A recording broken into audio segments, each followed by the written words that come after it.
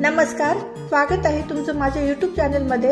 आज मी बनवणार आहे हिरवी मिरची फ्राय। त्याच्यासाठी 100 ग्रॅम हिरवी मिरची घेतली आहे। मिरची पाण्याने धुवून आणि कपड्याने स्वच्छ पुसून घेतली आहे। मिरची आपल्याला कापून घ्यायची आहे। तुम्हाला ज्या आकारात कापायची असेल त्या आकारात कापू शकतात। इथे मी मिरचीचे छोटे छोटे तुकडे करून घेत आहे।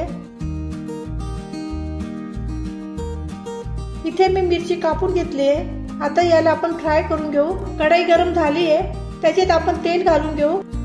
तेल गरम झालेले आहे, त्याच्यात पाव चमचे मोहरी टाकून घेऊ, पाव चमचे जिरे।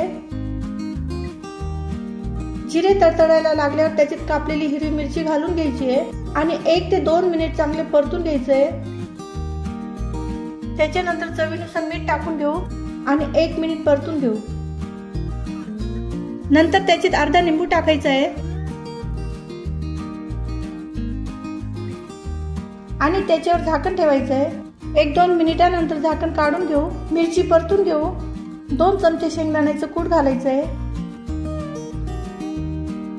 नंतर त्याच्यावर 1 ते 2 मिनिट परत झाकण ठेवायचं आहे। 2 मिनिट झाले, झाकण खोलून बघू। मिरची बनवून तयार झाली आहे। आता ही एका बाउल मध्ये काढून घेऊ। माझी मिरचीची रेसिपी बनवून तयार झाली आहे। तुम्हाला माझी रेसिपी कशी वाटली ते कमेंटने सांगा। माझ्या व्हिडिओला लाईक करा, शेअर करा आणि माझ्या चॅनलला सबस्क्राइब करायला विसरू नका।